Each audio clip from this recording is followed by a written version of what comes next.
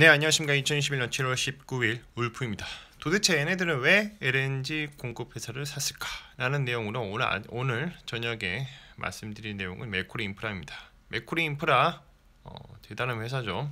일단 맥쿼리 인프라를 모르는 주린이나 주식하신 분들은 맥쿼리 인프라를 모른다? 간첩입니다.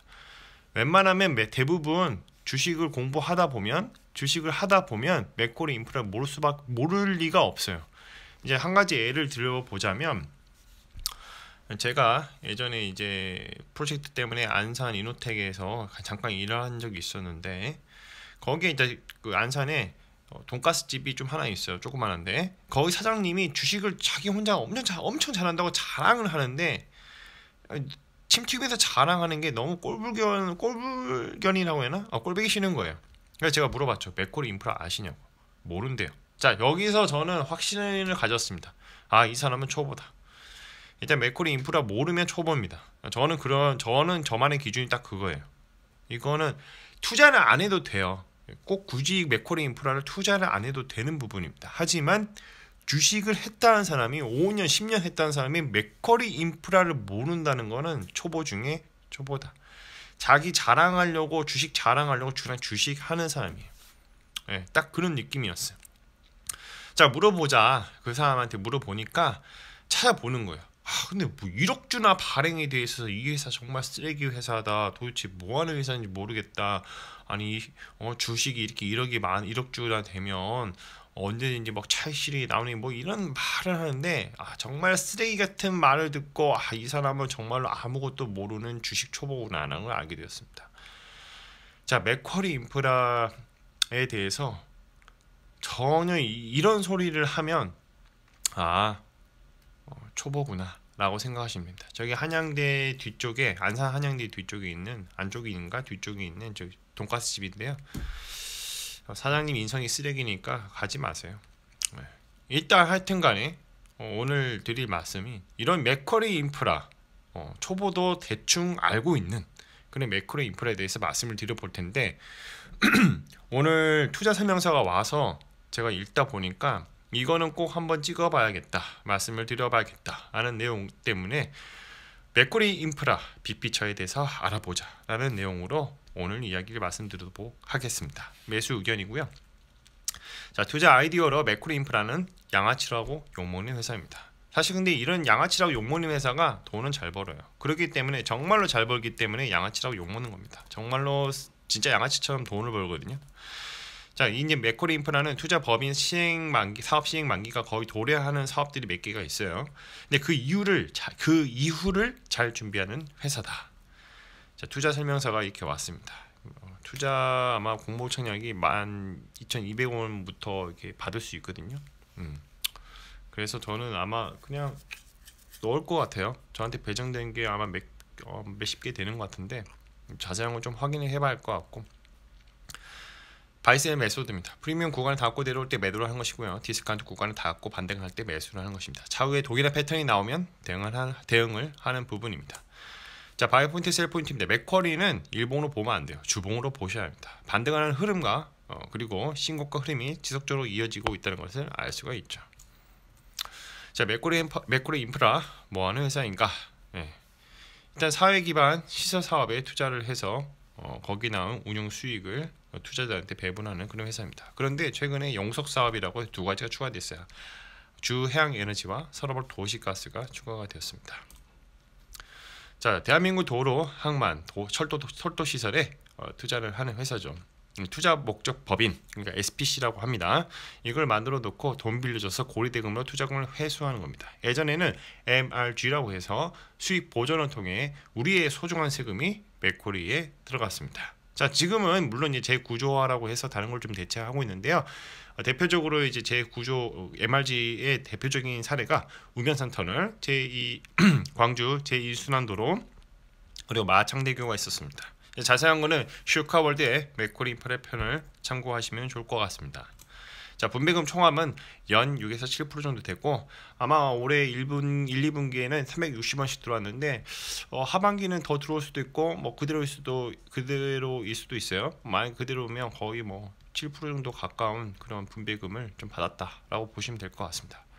그래서 이제 분배금은 매년마다 지속적으로 늘고 있는 추세다. 자, 주주 현황을 보면 미래에셋 자산운용 타이거 ETF죠. ETF 중에 타이거 부동산 인프라 ETF가 있어요. 고배당 ETF. 거기에 아마 상위 아니면 하위 포트폴리오로 맥쿼리 인프라가 아마 들어가 있을 겁니다. 그래서 지분율이 좀 이렇게 높게 들어가 있는 것일 수도 있어요. 자, 수익률은 연에 1년 동안 8% 올랐고 최대 18% 올랐는데요. 이 정도면 거의 100% 오른 거랑 다름이 없어요. 왜냐면 거의 리치 펀드나 다름이 없기 때문에 이 정도 올랐으면 정말 많이 오는 거다. 자, 동사는 사회기반 시설에 대해서 민간투자법에 따라 사회기반 시설을 자산으로 하여 구성된 인프라 펀드로서 2002년에 설립되었으며 국내 인프라 자산 건설 및 운영 목적으로 하여 설립된 사업 시행자들의 주식 및 대출 채권 등을 같은 자산에 투자하고 있다. 돈 빌려주고 거기에 나온 운영 수익을 받는 겁니다. 똑같은 얘기 반복되고 있어요. 자, 그래서 주주들한테 투자금을 받고 그리고 이제 자산 운용 위탁 계약을 맺어서 집합 투자 사업자부터 돈 받아가지고 이제 각각의 SPC한테 투자 법인한테 돈을 빌려주고 그리고 주식 사서 배당도 받고 운용 수익 이자도 받는 그런 회사입니다. 이제 지도를 보면 이제 어디 이렇게 좀 들어가 있다 되어 있죠. 최근에는 이거 이제 서러벌 도시가스나 해양 에너지가 들어가기 전까지는 거의 비슷했어요. 똑같았어요. 변동이 없는데 딱 두 가지가 이번에 추가가 됐다. 자, 뭐가 추가됐냐? 해양 에너지와 서러벌 도시가스 투자 목적 회사인 영산 클린 에너지와 보문 클린 에너지가 추가됐다는 거죠. 388억 원이 지급이 되었고 외부 금융기관으로부터 차입금 4,627억 원 추가적으로 조달을 해서 본건에 투자한 8천억 원을 마련했다라는 것입니다. 그래서 이제 이 두 SPC가 해양에너지와 서러벌 도시가스 지분을 100% 취득을 한 것입니다. 나머지 이제 264억 원은 이제 본건 투자와 관련된 각종 부대 비용에 지급에 사용될 예정이고요. 나중에 이제 유상증자 대금이 이제 납입이 되면 이제 외부 차입금 중에 단기 차입금 부분에 대해서 507억 원 상환할 계획이라고 되어 있습니다. 자, 이렇게 되어 있죠. 사용 예정 금액 영산에너지가 2,827억 원, 봄에너지가 761억 원입니다. 똑같은 내용 계속 반복되고 있는 거고. 자, 이놈의 회사는 돈을 어떻게 버냐? 바로 후순위 대출을 적극적으로 활용합니다. 고리대금이에요. 대금을 돈을 빌려주고 높은 이자로 받습니다. 대부분 후순위 대출이 많이 껴 있어요. 그래서 이제 투자 형태가 10억 원이니까 밑에 보시면 해양에너지 같은 경우에는 2,544억 원 합계가 또 들어가 있죠. 주식이나 포함해서 서러벌 도시가스가 후순위 대출을 해서 685억 원, 합계가 761억 원 이렇게 투자금이 들어간다라는 것을 알 수가 있죠. 전체 비율로 보면 주식으로는 25%, 후순위 대출로 70%, 선순위는 4.2% 이렇게 해서 합계 100%인데 자, 계속 후순위 대출 사례를 들어보면 BNCT라고 있습니다. 이 BNCT의 A시를 이렇게 들어왔는데요. 고정금리가 10%에서 12%입니다. 후순위 대출 정말 양아치죠. 이자가 10%가 넘어가면 정말 비쌉니다. 그런데 이게 다가 아니에요. 20%짜리도 있을 거예요. 분명히 있을 겁니다. 그래서 지금 맥쿼리 인프라 투자 설명서에서 다 나오진 않았지만 분명히 후순위 대출 중에 초고금리로 빌려주는 그런 게 있을 것입니다. 그래서 이제 후순위 대출 최대 20%에서 12% 고리 대출이다. 한마디로 양아치라는 거죠. 이런 양아치도 없다. 근데 투자자 입장에서는 저 같은 투자자 입장에서는 양아치라고 하지만 고마운 사람들이죠. 돈 잘 버는구나 너네들. 자, 그래서 도대체 영산에너지 그리고 보문에너지 무슨 회사인가? 자, 이들 회사는 그냥 SPC 회사예요. 투자 회사라는 거고요. 이 영산에너지를 통해서 해양에너지의 지분을 사는 거고 보문에너지를 통해서 서러벌 도시가스 지분을 취득한 것입니다. 그래서 이 두 회사가 자체적으로 조달하는 차입금 뭐 이렇게 그리고 투자금 다 갖고 와서 이들 지분을 산 거죠.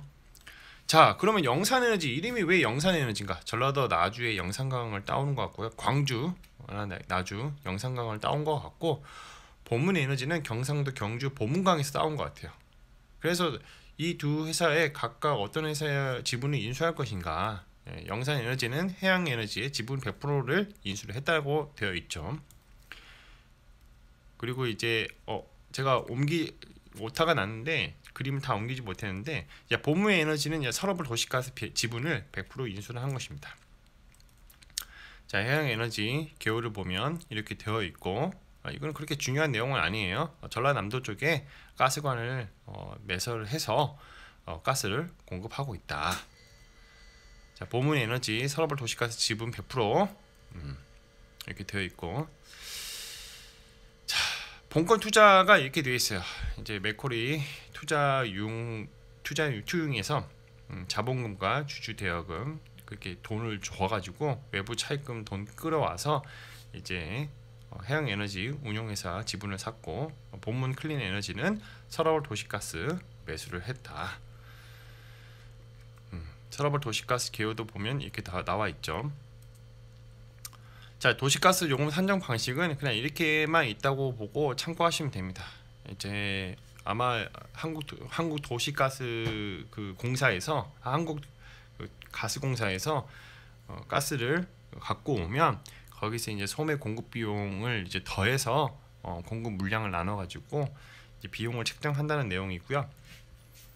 사실 이제 진짜 투자 목적은 중간에 조그맣게 나와 있어요. 자, 바로 ESG 투자입니다.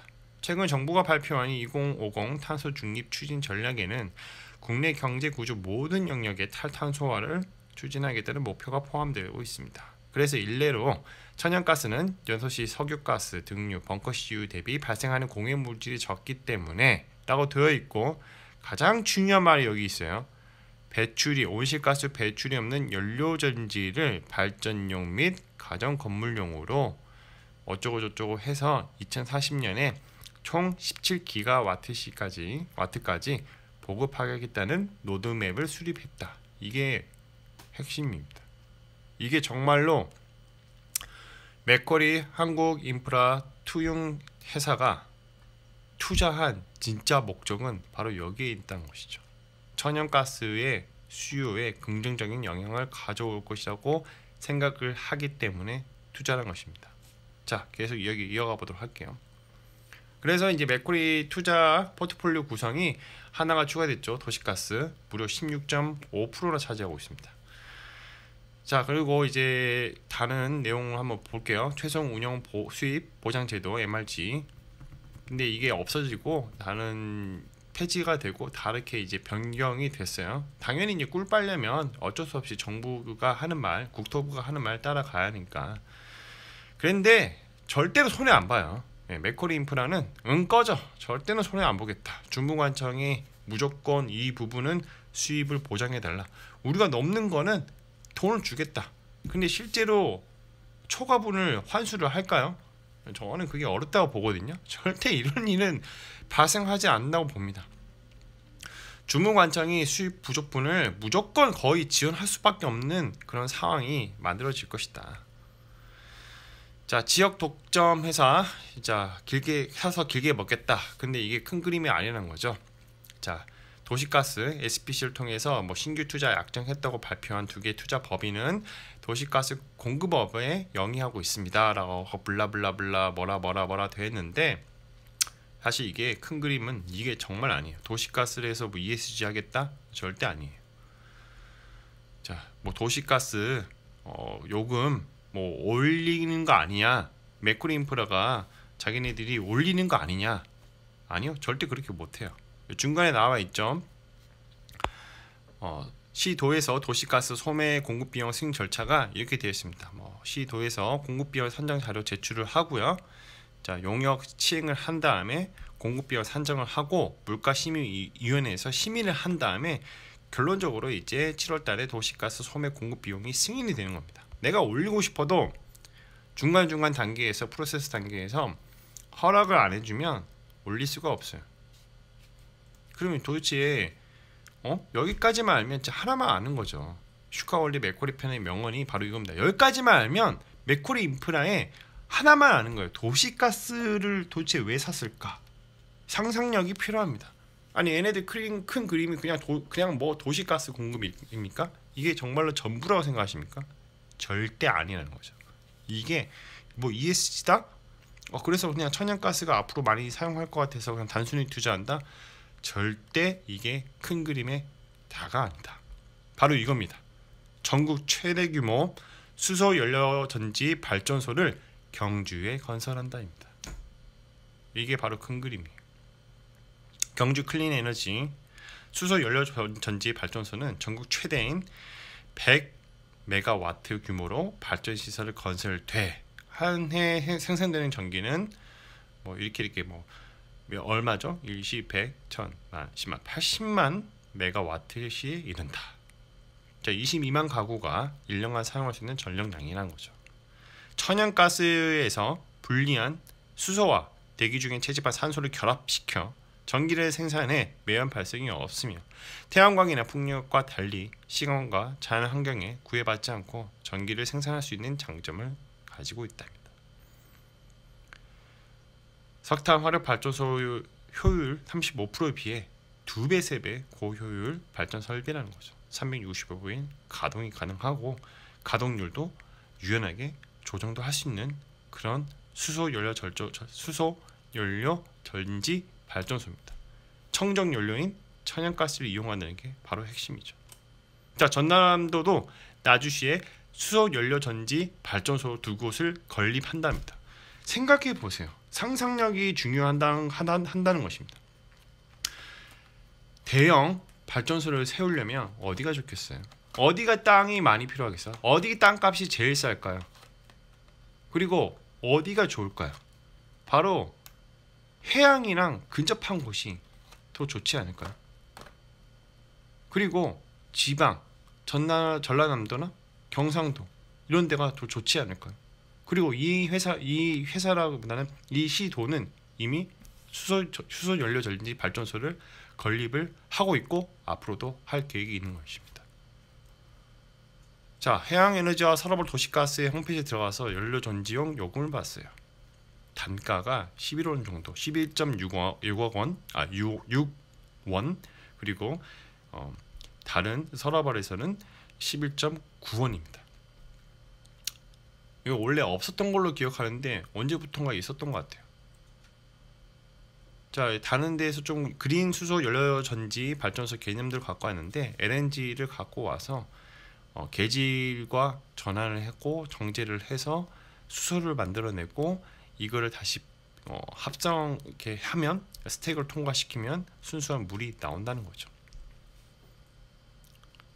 저의 결론적인 코멘트는 단순한 도시가스를 투자한 게 아니라 정말 큰 그림이 바로 이거다.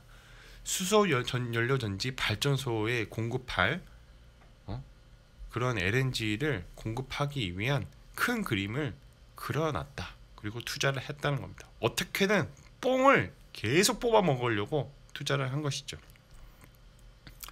결론적으로 맥쿼리 인프라에서는 이 두 회사를 투자한 것은 이 수소 연료 전지 발전소를 위함이다 라는 것입니다. LNG가 없으면 이 발전소는 돌아가지 않습니다. 마무리하겠습니다. 가격은 어떻게 결정되는가? 이건 넘어갈게요. 매번 말했으니까. 자, 그래서 오늘 맥쿼리 인프라에 대해서 말씀드려봤습니다. 바로 ESG 때문이고 더 나아가 천연가스 계지를 통한 수소 연료 전지 발전 때문이다. 그리고 이제 기한이 도래하는 인프라 투자를 대체하는 목적도 있다는 것이죠. 컨텐츠가 좋았다면 구독과 좋아요, 알람 설정 부탁드립니다. 오늘도 들어주셔서 감사합니다.